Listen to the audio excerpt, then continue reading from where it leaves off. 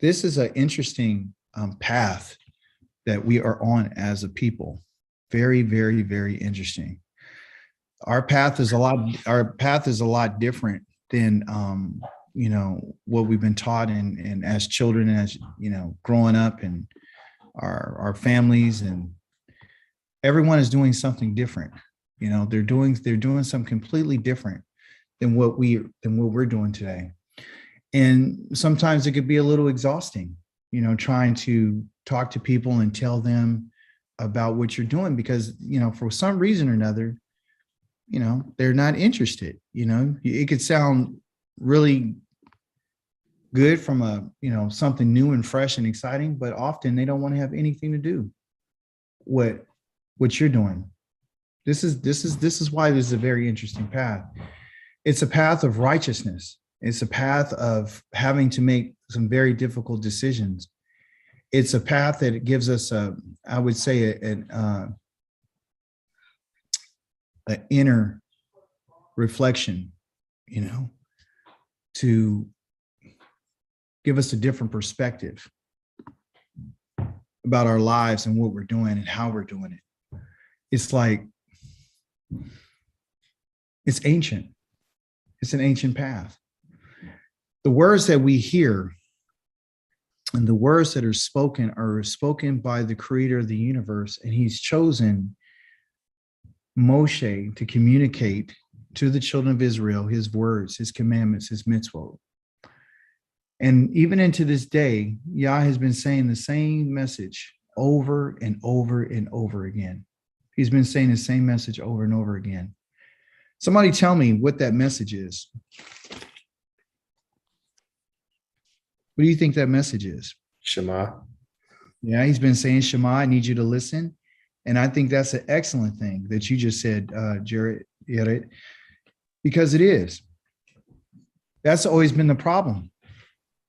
The problem has been that nobody wants to listen to the creator. Okay. They don't have a desire to hear anything that he's talking about. Let's go to, let me see right here. Kika. Yes. He's also saying that he is Yahweh. He keeps saying that over and again. Yeah. That's all he keeps saying. And he keeps telling us who he is, and he keeps saying his name. He keeps giving us the essence of his name, and we know what's in his name. His name is just not Yahweh. What's in the name? I think what Kavika said, she said that we're going in depth. So we just don't go off of what letters mean and words. We actually go in depth and find out what's the connection. How does this connect to our life? How does this connect to our senses? When he says that I am Yahweh, he's talking about what his intentions are for his people. As I've been saying over the last several months, Yah is only introducing himself to us for one reason and one reason only. And that is to come and to get us. He's preparing us to meet him. So what he's doing is he's having us go through this path, going through the Torah cycles, okay? Because this is the path of righteousness. And he's saying, remember what David has said? He says, yea, though I walk through the valley of the shadow of death, I fear no evil. But prior to that, he says, Yahweh, you're my shepherd, and I won't be diminished. You maketh me to lie down in green pastures. You leadeth me beside still waters. You restore my soul, but you leadeth me down the path of righteousness for your name's sake. Then he goes into, yea, I'll walk through the valley. It's always because of Yah's name. We read last week that he said that I chose you and I made you and I created you for my glory, to be a source of praise for me in the earth. I also mentioned to us that we're an eternal people. And, the creator doesn't talk about you and I getting an eternal life where you and I get to continue to live forever and ever and ever. We have to go through what they call a life cycle. That's what you and I have to go through. And included in that cycle is the cycle of death. Death is part of life. Okay. But when I talk about us being an eternal people, we're connected directly to the stars, the moon, and the sun, and the foundations of the earth. Everything is predicated upon that relationship that Yahweh has to his people. You and I will always exist. Now, the thing is, We have to realize that because we are a people that have been made for a source of praise and honor and glory, like the loincloth that he told Jeremiah to put around himself and to go hide it. And then he says, then when he went back and go get it, it was no good. It was no good for him. It was useless. He said, the children of Israel to me are like this loincloth. They're like a loincloth to me. I want to wrap them around me. I want them to cling to me. I want them to be attached to me. Who does that? Who has ever said that I want these people? Any other God has ever said, I want these people to be wrapped around me, to be my special people. Me, I want you to cling to me. Who has the Creator said this to? He's only said it to the children of Israel, to the house of Israel. The house of Yehuda combined together as the children of Jacob, the descendants, which you and I are those people. We're different and we're special, and we're going to have to accept that. We're supposed to live in a state of excellence all the time. Our Torah portion last week was talking about us being kadosh, being holy. That's what he wants us to be. Why? Because he is kadosh. In order for us to be accepted by the Creator, he's telling us what you have to become. But as Yered said, he said, Shema Yisrael, Yahweh Eloheinu, Yahweh Akkad. Listen, Israel, listen and hear and obey. That Shema is very important. That is one of the Shema has to do with the word Shem. It has an ion on it, but it means to listen. It means to obey, to give attention, to give, to hear, to obey. Okay. And it means to listen to what? What does he want us to listen to? Somebody tell me. What has he been saying? If you would pay attention to what? That he's His one. words. You listen to my voice. You listen to what I say. You don't listen. You listen to what I say. I could care less about what Paul, Peter, James, John, Yeshua, nobody. I don't care what nobody else is talking about. Now, we went over this in the book of Deuteronomy. You guys can probably, the fire is on me tonight. You and I chose for Yah to talk to us in a certain way, in a certain manner. We chose something. We read it in the book of Deuteronomy. It's chapter number 18. Write it down for reference. When Israel went to Mount Sinai, Yah says, I'm going to introduce myself to you. And you know what Israel, he told them to purify themselves. He told them, I need you to bathe yourself. I need you to do all these things. It was on the 15th of the third month. And he said, go down and tell them that I'm to prepare themselves today and tomorrow, because on the third day, I'm coming to visit them. Israel was given a marriage contract, and they are supposed to follow. He said, and then Moshe told them, the people said, everything you say we'll do. Everything. God said, prepare. Guess what? The day that he came to talk with them, they were supposed to go on the mountain, and they never did. They got scared, and they were afraid. They weren't afraid in terms of the fear that he was looking for. Okay. Because after they did, or after they did what they did and said what they said, he says, which one of these people who would give their heart to me to fear me always? Because there wasn't nobody really there who seriously had a fear. Fear means to learn. The same root for rain and Torah is the same root for the word Yireh, and Yireh means fear. So Yah's asking, who's going to give their heart to fear me? The people were supposed to go up on the mountain to receive the Torah. They never went up because of their physical fear. What they saw just blew their minds. They couldn't handle it. And that's exactly what's going to happen again. But this time, when he brings us out to the wilderness, like I instructed the people who live in my home, we're not going to run. We're going to sit right there and we're going to endure it and we're going to listen to Yah's words. I don't care if you got to get on your face, which you will. We have to be able to have that type of mindset. And it's not going to begin when we get to the wilderness, like a lot of people want it to be. There's a lot of teachers out here telling everybody, don't worry about the Shabbat. If you break the Shabbat, there's all kind of provisions for you. No worries. No, you should be worried. We all should be worried. Okay. We shouldn't take it lightly. I want to commend you, Akoti Pam, for your efforts, and you and your family, everyone from Texas who's online, for your efforts to make sure that you did everything possibly that you wouldn't violate Yahweh's day. He saw it and he knows it because he sees and he hears. And you know what? That was brought glory to him. We could do what we need to do to protect. Listen, I'm just going to tell it.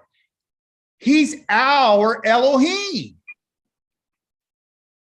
He belongs to us. He's ours. You understand? And he says that I'm going to make you jealous by making a certain other group of people who say that you're you, that's not you. Yahweh belongs to us. Oh, you better hear me. His words have been given only to the children of Israel. The rulings and statutes of Yah have been given only to Jacob. It ain't been given nobody else. We need to hold on to him. We need to grasp him and ask him, continue to show me mercy. Yes, we're in exile right now. There's no way humanly possible that none of us can achieve the cleansiness that we need right now. We can bathe our bodies. We can do the best we can. We can do that. We actually can achieve kadosh. That's different than being unclean. Let me say something to you right now. The cleanness had to do with approaching Yahweh. I need you to be clean while me and you're together in the camp. Okay. The people that were put out the camp were the people that were unclean. Whereas the people had Zazarat, the people had issues and all this kind of stuff. You and I are not at home in the land. So you and I, by default alone, is unclean. That's a conversation that we shouldn't even be having anymore. There's been people that have left this class because I told them that you're unclean. You don't have Yah's spirit and you're not serving him in your filth. We got to get in the mindset to understand that this Elohim that you and I deal with is not a human being. He is supernatural. Look outside tonight at the sky and see that what he's made. How many stars are out there? Can you count them? I can't. Do we know how they were formed? No. The only clue that he gives us is say, I'll give you light. I'll let you know that they're there so he could give light to you in the evening. But when he made them, guess what he said? I'm going to number the stars of Israel according to the numbers of the stars. When he did those stars, it wasn't just for the stars. It just wasn't for light. It was to connect his children to his promises in his kukim. That's right. He connected our relationship with the very bodies of light that are in the sky that nobody can touch. Nobody can recreate it. Nobody can tell it to go down or come up. They can't stop it because they're given the commandments and the kukim and the mishpatim of Yahweh. He says that the sun comes out in the time that it's supposed to, and it rises in the east and sets in the west. Have it been any other way? No. They've been doing what he says. That's what this Torah portion is going to be about this week, is what did he say? What did he say? Does he need to consult with you and I to figure out whether or not what he said was right or just? Or are we like Job? Are we going to question everything he says? If something's not good in our life, are we going to question that? And don't you know that even good and evil both come from Yahweh? Can't nobody do nothing to you if y'all didn't let him do it. You are his children. You are his sons and you are his daughters. And because you are his sons and his daughters, and I am his son, you and I together need to understand that when he says something, He means what he says, and we should show some respect to his words. We're not going to take what his words are and take them out of context and bring them over to the New Testament to validate their stuff. Just that alone is a crime against the Holy One of Israel. If he wanted him to speak, if he wanted to speak inside of the New Testament, he would have said, "Thus saith Yahweh." He never spoke not one bubbly word. I know. They said they heard a voice out of the heavens and said, "This is my son." Well, that's interesting because he never said that. The writers of the New Testament are anonymous. Okay. They're anonymous. They don't know who they are. Yah never spoke. And we found out that there's three types of people, three types of prophets. One that never uses Yahweh's name whatsoever, but he does perform miracles. And the miracles will come true. He has dreams too, but he never mentions Yahweh's name. Yah will allow that prophet to come so he can test you and I to find out if we really love Yahweh. Because he's going to try to get you to go on another path. You can find that in Deuteronomy chapter number 13. By the way, the book Deuteronomy, Davarim means words. It's his words. He said, I'm going to test them to see if they would leave the path and see if they love me. It's all based on what somebody is telling you, what Yahweh says. We chose the prophets because we didn't want to hear directly from the Creator no more, lest we die. And Yah says what they have said is a good thing. It wasn't good because they said it was good because it was true. I'd kill everybody here. Because if they hear what I'm about to say and they pull that act that they pulled 40 days later, they would all been dead.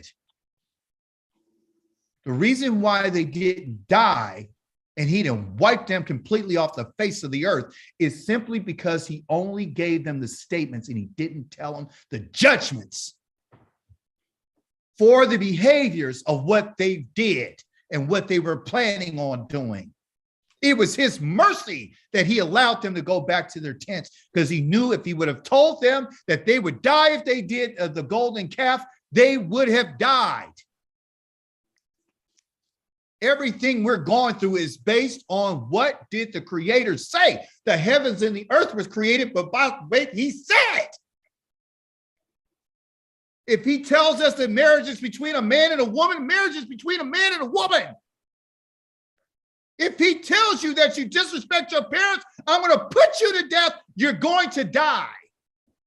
He tells us if you hide an idol in your heart, I will cut you off from your people. He means what he says. I will destroy Jerusalem. Did he do it? Yes, he did. Every single moment that you and I have breath in our body is because Yahweh said. You and I had our day-to-day because he said you and I could. There's some people today did not wake up. They laid down. He said they don't get to get up today. It's over for them. So what should you and I do with this great gift of existence? See, even in the idea of you and I being here, it's because he exists and he allows everything to exist. So whatever your challenges may be, whatever you might be going through, whatever hurdles you got to jump over, whatever burdens you got to carry, understand the reason why it's happening because Yah said so. You can't die until he says so. There's a man that was 120 years old, has full of vigor and full of strength and full of conversation and had the ability to walk and fight and everything. And Yah told him, today, you're going to go up on the mountain and die. With all your faculties, ain't nothing wrong with you. You ain't sick. You ain't have diabetes, nothing. You didn't have a stroke. You're going up on the mount today and you're going to die. That's who we're dealing with. If he says that you're not going into the land, you're not going in. He says, if you put your hand to anything on the Shabbat, I'm going to kill you. Why am I saying all this? Why am I going like literally out of my mind and going nuts and crazy with this? I'm telling you, the reason is because Yahweh is on his way. He's on his way. He never reveals himself for the sake of somebody just knowing his name, folks. His name is mentioned and brought out because it represents being rescued. He said, your ancestors never knew this name. They didn't know it. They called upon it. They said, Yahweh. They built an altar to Yahweh, but he said they didn't know me by this name. What do you mean know me? They weren't intimate with me on this level. I didn't have to rescue them. Not out of another nation's hands. I didn't have to go get them from the four corners of the earth. I don't have to go destroy entire nations like I'm going to do for you. I did it before and I'm going to do it again. That's what I'm going to do. Listen what Yahweh says. This is in context of the prophet, because we chose a prophet. We chose prophets for Yah to speak to us. In context, you're going to find out about what happened to Yehuda and Yerushalayim. But you're also going to find out what happened to people prior to them. You're going to find out why Yah has done some of the things he's doing. And we're going to find out what Yahweh's whole intention is on everybody, okay? Especially his children. It says, this is the word, okay? The word that came to Yirmiyahu concerning all the people of Yehuda in the 4th year of Jehoiakim and the son of Yehoshai, the king of Yehuda. This was also in the 1st year of Nebuchadnezzar, the king of Babel. Giving you some time frames, giving you some context. Yirmiyahu, the prophet, okay? Which I told you, a prophet is someone who has the seed that's hidden within. They speak it and then they wait for it to flourish. So they'll speak something, they'll tell you, but it won't come out until it's the right time for it to come out. Like in anything, the seasons of things. As we learned in our Torah portion last week, Yah said you got to let a tree grow for how many years? What do you do? How many years? You don't touch it till what? 3 years. 3 years, right? Then he says in the 4th year, so you don't touch it. You plant it, leave it alone for 3 years. In the 4th year, you don't harvest it or nothing in the 3rd. The 4th year, you take the fruit and give it all to Yahweh because it's his first fruit, okay? The 5th year, then you can eat it, okay? And it has the cycles. So I give that example to let you know that there's even cycles on when a person can do something and when they can't do it, okay? In our lives, there's certain times and seasons in our life where when Yah says something, it's not going to be revealed at the time that you and I want. It's going to come at the right season, okay? Because that's how Yah works. Yah's not into magic. It's into the season, okay? So Yirmiyahu the prophet, he proclaimed it, meaning he vayikra, because that's kara means to proclaim. He proclaimed it before all the people of Yehuda and all the inhabitants of Jerusalem and Yerushalayim. He says for 23 years. Now, Dick, I want you to listen carefully. 23 years since the 13th year of Yoshiyahu, the son of Ammon, king of Yehuda, until today, the word of Yahweh has come to me for 23 years. I have proclaimed it to you on numerous occasions, but you haven't Shema. Lo Shema or Lo Yishma. You have not listened to anything he said for 23 years. See, listen, he's a prophet. He says this, moreover, Yahweh sent you all his servants, the prophets, again on numerous occasions. So he wasn't the only one. Yah has always sent Israel prophets because they're Yahweh's servants. Again on numerous occasions, but you didn't listen or pay attention. Now we're getting the theme, okay? The message, and this is what I want every Christian and Hebristian It's my coin phrase for those who want to still follow Christian practices, but yet they say they're Hebrew. I call them Hebristians, which are hybrids. They're still holding on and they won't let go. Okay. So the message was always, okay, every one of you turn back from his evil way and from your evil of your actions. From the evil of your actions. So you have an evil way about you and you have evil actions, then you will live in the land Yahweh gave to you and your ancestors forever. Don't follow other gods. Okay. So let's just deal with this idea about the message. Okay. The message has always been, and check this out, the message will always be, every one of you turn back from his evil way and from the evil of your actions. Yah is asking Israel to shuv, okay? He's asking them to turn in another direction. They're off track. They've been going in the wrong area. They've been on the wrong path. See, the evil way is the dysfunctional way. That's what evil is. Evil is dysfunction. Evil is misery. It's sadness. It's a way that some individuals choose. They choose to go this way because they like to be miserable. And they like to be unhappy. They like to be sad. They like to stay in this mindset of not functioning properly, because to do good is to function. Okay. We're not functioning properly when you and I are not on the road that was prescribed for us as a people.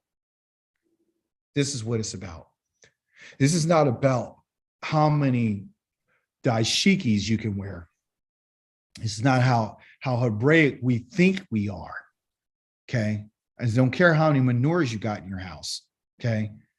What he's concerned with is whether or not you and I are willing to walk on the path that he has prescribed. And that path has always been the righteous path, and that is the path of the Torah. It's the Torah. There is no other path. There is no other message. Yahweh has not spoken to nobody else on the face of this planet but to the children of Israel. We should feel honored that we've been selected as these people. But even in that same voice, we need to understand the responsibility that comes along with being an eternal people. This is not a game. I want you to hear me carefully. Do not deceive yourselves and believe that you and I can do anything outside of the Torah and not be held responsible for it.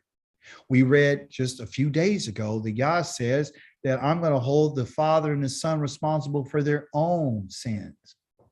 Okay. I'm going to hold each and every last one of you guys. And it's up to you about whether or not you want to turn back to the correct path. Is this a message of indictment? No, it's not. It's for us to understand who we are and whose we are.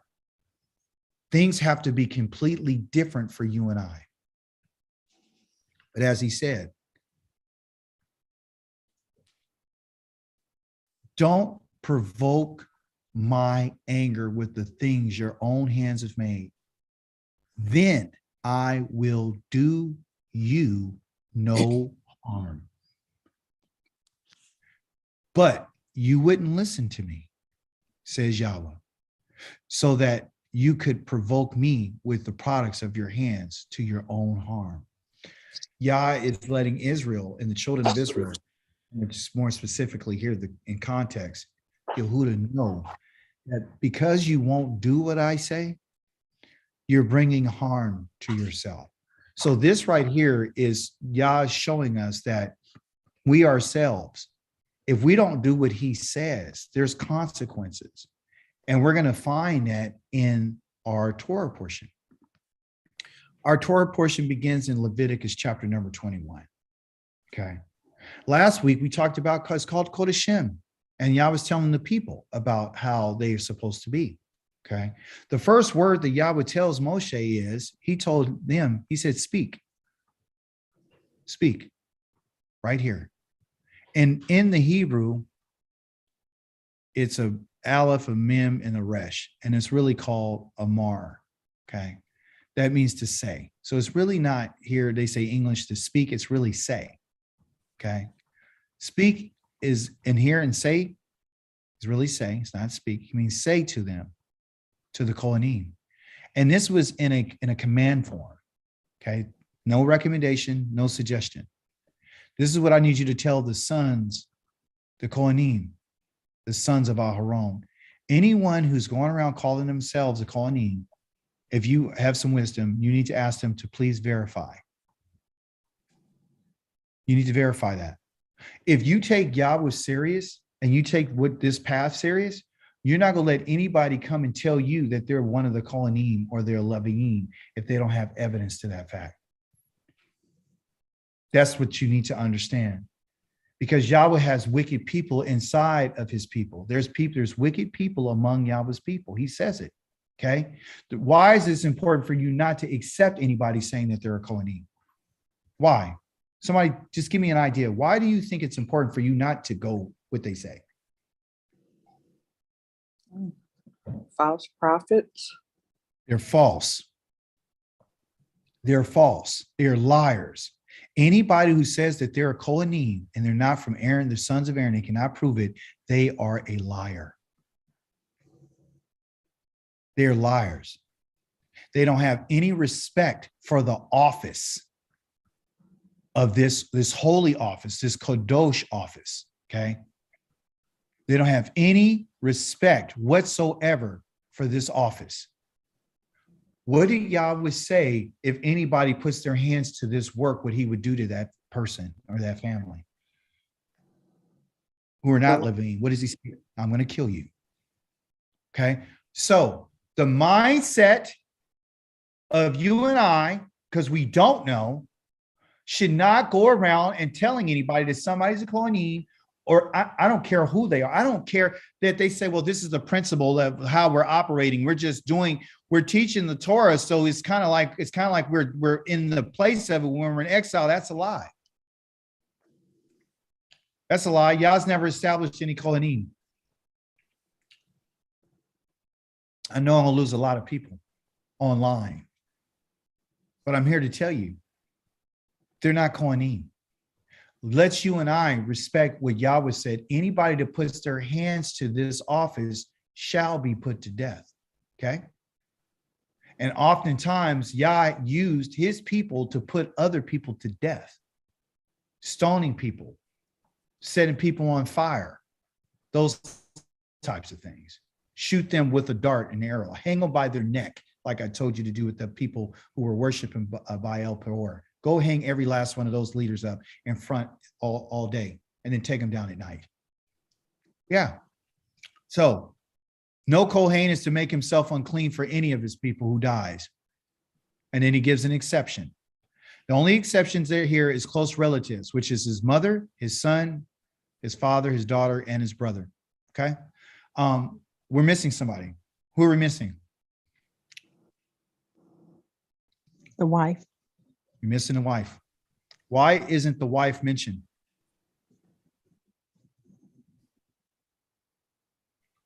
I've thought about that. And the only thing I could come up with is that the 201. I don't know. Thank you. No, you are 100% correct. Hey. Bingo. Nay. The two are one. You're not incorrect. You're absolutely 100% correct. What is he trying to tell us? He's trying to tell us that without him, she doesn't exist. Without her, he doesn't exist. A man is not whole without his wife. He needs his wife. He needs a helper. I know this society really doesn't care, but that's the truth. The wife she's a residue of the spirit that Elohim had left over after he took from the same spirit that he breathed into a man. There was a residue, a remnant left over of that spirit. And he took that and then he blew that into her. They're one. And he perfectly made them the way that he wanted them to be, so they can fit nice and snug. Hallelujah. Praise the Holy One of Israel. See, Right. that's what he did because he believes in Akkad. He believes in oneness. So again, you can see that Yah doesn't talk about too much about marriage. He does give some commandments on it and some mitzvot on it. When he talks about certain things about marriage, about infidelity and things of that, and jealousy and all that. But he doesn't go into detail about what it should look like, what a wife really should do besides be a helper. Right. And what does that look like? Well, he's letting us figure that out. He don't have no Torah that says wives, like Peter and Paul and them saying, wives, submit to your husband in everything. Yeah, I never said that. That's why I understand women following Christianity. You must be dumb because I'm sorry, because you don't have any rights. You better get out of there as fast as possible because when you're in the Torah, you have rights. Ladies, you got rights. You got marital rights. You got food, clothing, shelter. You got it all. God protects you against things, you see, because he cares about the widow and the stranger and everybody, okay? So here the wife is missing because she is one with him. And we'll talk a little bit later about that, a little bit more later. Okay, so, but he also says if he has a sister, she was here, but she has to be a virgin who is never married and therefore dependent on him. So now we see in this line here in this text is that even sisters were living with their brothers when they weren't married. Okay. So, the sister she's a virgin and she's dependent on her brother. She's living at home. These people were able to eat the holy things that the children of Israel would bring. And the holy things were the food. So they would eat the grain, they would eat the lamb, they would eat the goats, whatever it was brought, the cakes, whatever it was. So the food that the Leviim that ate were different than everyone else. So now what we're seeing is a whole nother level of holiness, a whole nother level to get the closer you are to Yahweh, the cleaner and the more disciplined and the more they would say restrained you would have to be. But it's not to bind you to where you don't have any movement. What it is that the path the path is really narrow. It's a real straight path. There's no wiggle room for error. And you can't just do what you want to do. You can't fall in love with a whore and then come and say that I love her and you gonna marry her. Go ahead, Gil. I hit that by accident. Sorry. No, it's okay. So you can't do these things, okay? And he's going to let us know what it is for them. And there's a reason why. And in the depth of this is this. Yah's talking to the Kohanim, and they're from the family of Levi. You guys know what Levi means. What does Levi mean? Somebody tell me. To join. His name means to join. So these individuals are the ones who are going to join Yahweh to who? To the people. They're the middle family, the middleman. We can't go to Yah and approach him. We're not authorized. And anybody that would try to come and join themselves or approach him would be put to death. Okay. So then he says in 4, he may not make himself unclean because he is a leader among his people. Okay. And doing so would profane him. Remember, our word profane means to bring some type of ruin to, or to cut, or to pierce. Okay, like put a hole in something so it could lose its value. Okay, so as my leaders in the community and joining me to the people, I need you to be the type of people that don't allow yourself to be pierced. Don't put a scratch on anything. You have to live a life that's above reproach. I need you to live above reproach. I need you to take this serious. So what does death have to do with it? Well, the death brings about uncleanness because you're about to approach a living Elohim. You're not approaching a stone. You're not approaching something that was made by your hands, where you guys can do and be whoever you want to and be as filthy as you want to and think that you can come and nothing happens. So all think everything is good. I'm a living Elohim. I smell and I see and I hear. Every sense that you have, I gave it to you. I'm the author of that. Okay. But there's something that you have to realize about yourself. You are like the beast that you manage. I have it on mute. You understand? You're like the beast that you manage. Okay. That's who you are. You're gonna die just like an animal would. So I don't want you just to run up and come talking to me. Okay. I don't want you to do that because you're still made from the substance of the earth, and I'm not.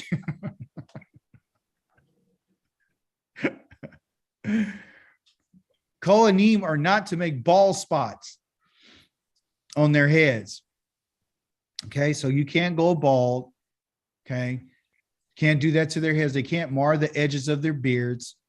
Okay, and here is talking about the peah, and in Hebrew, the peah just means the borders, okay, of their beards, which is interesting because what does Yahweh tell us about gleaning the edges of what? That he doesn't want us to glean the edge of. Of the fields and the The vineyards. fields. Yeah. See, so what Yah is saying is, listen, don't cut the edges of your field.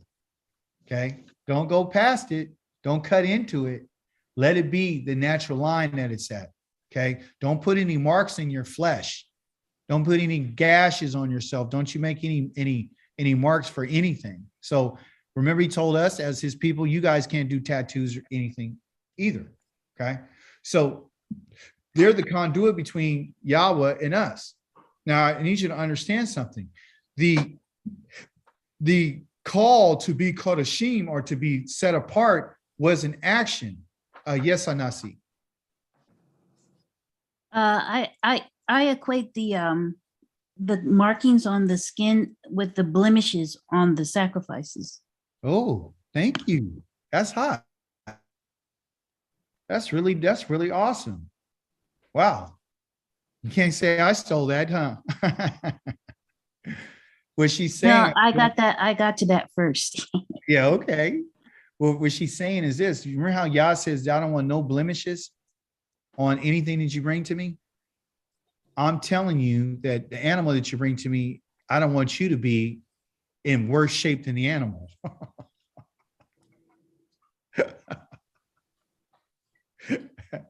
Don't bring me something that has a bruise or a scar. We're going to talk a little bit more about that. Okay. We only have so much time. or a mark. Any kind of mark, any kind of moon. Okay. So tattoos are a no. Yeah, no. Shh, yeah. The word for defect is called moom. Okay. A moom. M-U-M. You know, you can say moom. It's a moom. Okay. So a moom is a defect. You know, think about a wound or a moom. A moom is a defect. It's anything that can cause something to be defiled or something to be profaned. Okay. Yah's talking to us and telling us that, guess what? I don't want you to do anything to yourself to bring a defect upon yourself. These are defects that you would do to yourself. I don't want that. I want you to be exactly what I told you to be, and be what you can be. I don't need you to go and do any surgeries or nothing. Just be who you are. Okay. He says, rather, they are to be kadosh for their Elohim and not profane the shimka of their Elohim. Again, this name here is your shame. They call it Shem, but it's shame. And your shame is your what? What's your shame? What's your name? Your name is your character. So the character of Yahweh is one of kadosh, of set apart. So if you have a defect, it's impossible for you to be kadosh. What I mean by that is this. You and I can't do things to ourselves, okay, and think that, you know, he's going to overlook it, right? He doesn't overlook muim. He don't overlook, because what he's saying is this. If you and I were to give Yahweh something that was moom or something that had a defect in it, it's compromising his character.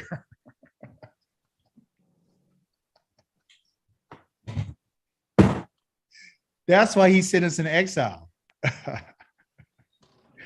That's why we're profaning his name. Because he said, you got wounds and you're broken, you're smashed up and you're bleeding and there's all kind of wounds and ain't nobody bandaged you or nothing. I'm not accepting that. You can't be around me and be like that because it's a shame on my character. Okay. So I got to remove you. Okay. Then he says, when you go to the nations, when you get there, you're going to profane my name. How are we profaning his name? They asked the question. How are we profaning your name? Somebody give me something. How do you think you and I are profaning Yahweh's name? Honoring other gods. Uh-huh. By the food we eat. Yeah. Food. Yeah. Everything. It's even the way that we dress and the clothing you and I got on. Yah has a problem with polyester with cotton. Yah has a problem that something is not in its original, genuine, authentic state. Our people overall, and I'm talking about our people, are profaning Yahweh in every possible way they can. Okay, got it. If I might say this, you Yes. said, I think a few days ago, that if we complain about having problems in our marriage, we are profaning Yah because that's his institution. Thank you. I just put it up on the board. Marriage that's one, and the reason why I keep putting that up there is simply because that is the institution that represents the relationship between him and Israel. It's a marriage covenant. And Go ahead. I wanted to say, because on the same note as the polyester and the blemishes, it's also mixing. Yes. You know, we're not to mix. That means even we have to marry within Israel because it's a holy seed. And Yes. you know, and when they start mixing is when they start serving other Elohims. Yes. So marriage is huge. Okay. So in that box alone, I was talking about, again, there's an idea about mixing. Okay. And it's not just mixing of races, it's mixing of culture. And it's mixing of the holy seed. You're an eternal people. So you're not supposed to diminish the quality seed. See, Yah calls us his blessed seed. You and I are different. And that's something that the world knows, that Israel is different. Okay. And they know for a fact that they're what they call God's chosen people. Okay. But you and I are profaning him because of how we live. If I did something against you, okay, and I did an act of anything, Yah says any kind of transgression where I missed the mark or the target, because that's what sin is. Yah says that you broke faith with me. And that's in Numbers chapter number 5. Numbers, which is Bamidbar, okay?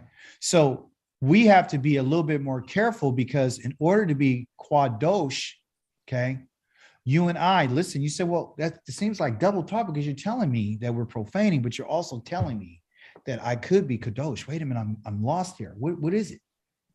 Well, let's ask the question. Is the Shabbat Kadosh? Yes. Yes, it is. Is it Kadosh if we break it? Or does it? No. No, listen, I'm going to say it again.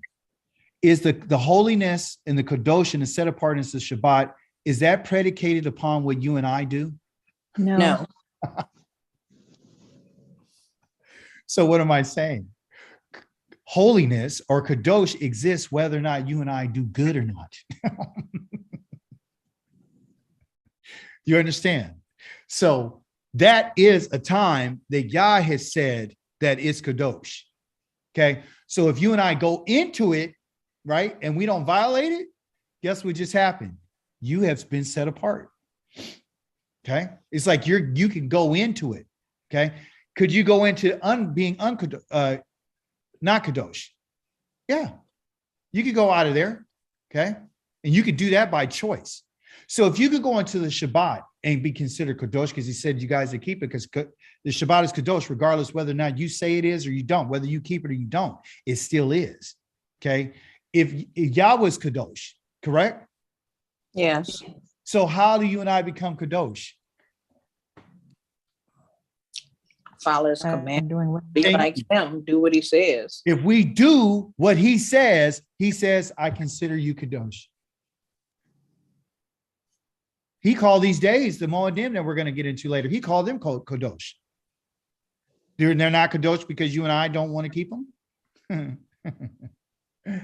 He said that, hey, listen, there's certain things that are kadosh just because. And what is Yahweh? Okay, here's another one. Is Yahweh's commandments kadosh? Yes. Yes. Yes, they are. And if you adhere and you do them and you listen to them, guess what happens? You're kadosh. You kadosh. This is why he's talking about us being kodashim. You have a choice. He told us, listen. Did he say, I'm going to cause you to be, or did he tell you and I to do it? It's our responsibility to be It's kadosh. our responsibility, which is a hitpael. You and I have to do it. And it has to be free will, which is called the ratzon. When he told us last week, don't bring an offering to me if it's not of your free will. You see? So the idea of being kadosh, like he's asking them, okay, they have to do these things. They could choose to marry any kind of woman they want, but there's a consequence for doing that. Okay. What does it say right here? I think it's a little bit further down. He said, I think what he's talking about, it's not in this part, but when he's talking to Aaron about him being the, and we'll probably read a little bit later, where he's talking to Aaron, he says, listen, you can only marry a woman who's a virgin, right? And that's it. Nobody's divorced. Nobody's been profane. Nobody who has prostituted themselves. And he says, because I want you to protect the holy seed in your family line. I mention that because Yah is saying that you and I have the responsibility. You can destroy your family just based upon your own actions. And he's been showing us that through every Torah portion that we see. You can end up destroying your whole entire household based on your decisions that you've made. See, so this idea behind being kadosh is something that has to come from within. Okay. And he's allowing you and I to come into his holiness. Okay. And he's seeing right now whether or not you and I want to do that. So what he'll do is he'll provide the things that you can do. Can you keep the Shabbat? Yes, you can. Do you have to profane it? No, I don't have to. Can you protect it? Yes, I did. At one time, my wife and I went to the zoo, but guess what we did? We bought the tickets prior. We made our food the day before. We put it inside. Okay. Yes, sister. Go ahead, Sister Pam.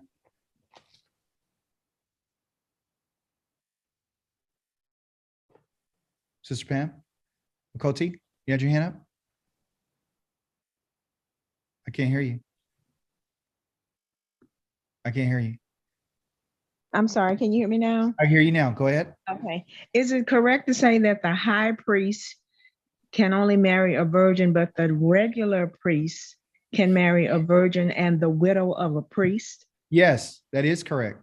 All right, thanks. That is correct. So that's the next level, because the Gadol, the Kohen HaGadol is higher above he's even closer to the Creator than even they are. They can't go behind the curtain. Only he can go once a year. Okay. So there's certain duties and responsibilities and certain levels. So as you notice, the further you get, or the closer you get to Yahweh, the closer you approach him, draw nearer to him, that's the person who has to have this life that says that I am locked into and I'm dialed into accepting my role and my responsibility, meaning I can't have anything to do with anything outside of that curtain. Matter of fact, I can't have anything to do with anybody who dies. Here he tells the Kohanim that, listen, your family dies, your sister, your brother, your mother, your father, you can't, I'll make an exception for that. Kohanim, the Hagadol, he doesn't get any exceptions. He doesn't get your father and mother. He says, don't leave the sanctuary because of them. So you got to watch your mother and father die, and you can't touch him. You can't go do anything having anything to do with it, because Yahweh's spirit of anointing. The anointing oil is on that man. Okay. So that's another idea that we need to think about. And we'll talk more about that on this Yom Kamishi. We have any questions so far? Yes, Kwa. That was only during the Day of Atonement, right? Because they weren't in there all the time. They only went in once a year. Well, yeah, well, the high priest, the Hagadol, he goes in once a year, but Right. all the other things, like in terms of lighting incense and all that, he does that. Okay. And he has service that he does those things too. So he goes in there more than, he doesn't go behind the curtain Right. to Ark of the Covenant except for once a year, but all the other areas he does go into. Okay. So he could, like, if he had a let's just say his mother died while he was in that service, he couldn't leave. He can never leave the service of Yah for nobody, whether it's his mother, his father, nobody. But the other ones can. The other ones can. Okay. So that's different. That's a lot different. It's like you said, the anointing is what makes the difference. The anointing.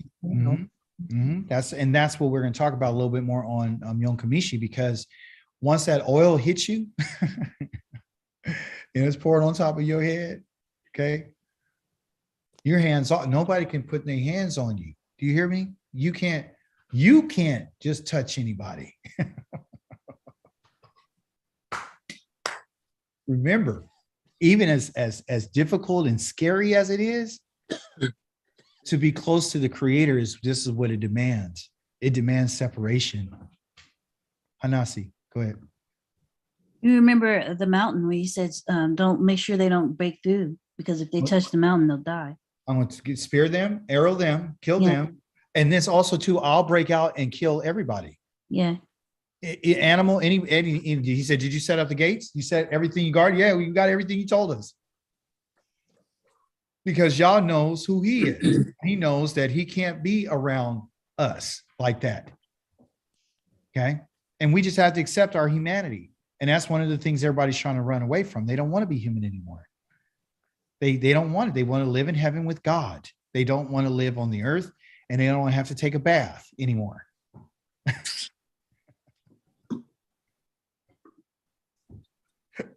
Sounds like the nations to me. They want out. That sounds like the nations to me. They Why- don't want to take. They Why never do we got to take a wash bath. our hands before we eat and after we eat? Why do we got to push our chair in? Why do we have to wear one type of clothing?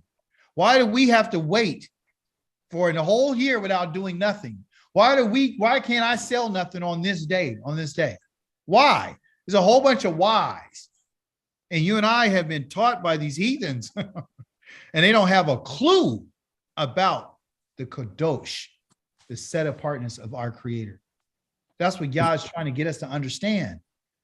And if you and I can't accept this idea and concept of being set apart, then you're going to abandon the goal, which is to get back to the land and glorify Yah and be a source of praise. I chose you to be the one to say thank you. I didn't want anybody else to say it to me. I'm not a racist, but I didn't want the Chinese to tell me thank you. I didn't. I didn't make the whole earth for them. I made it for you. I didn't wrap anybody around me to be clinging to me except for you. So if you're going to be attached to me, this is what you got to become. And you got to do it with a willing spirit. You got to do it freely. I don't want to break your neck to try to get you to do what I'm asking you. Don't act like what I'm asking is so hard. Bathe yourself. Like I told you. You have a baby, stay out of the temple until you go through your purification process. Is that too hard? Don't bring any unclean animals in here. You don't get to eat filth if you're my people. We're his people. Then why are you still in the land of your wickedness? I serve Elohim. I serve God. No, you don't. You don't serve our Elohim because you ain't been cleansed. And if you are serving him, what family are you from? Oh, you're being anal. You're just taking it too far. Guess what? I'm telling you what he said. Now, if somebody can show me something other than that, we'll look at it. I haven't seen it, you guys, because it's all based upon what he says. This is not hard. It's what he said. And are you and I going to show some respect? Let's show some respect to him. Period. Well, I'm not a Kohen, so why are you telling me about what he told them? Because there's messages within it to tell us I'm letting you know about me. I'm letting you know what I'm going to accept and what I'm not going to accept. Then when you start reading the history about your ancestors and the Kohanim, and you find out what they did against me, you'll know why I've humiliated them in the public. You know why that I just said I'm not going to receive them or their kids or grandchildren.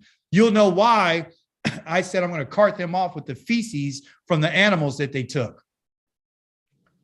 I'll throw it in their face. And then after I throw it in their face, I'll take them and throw them out into a pile of dung.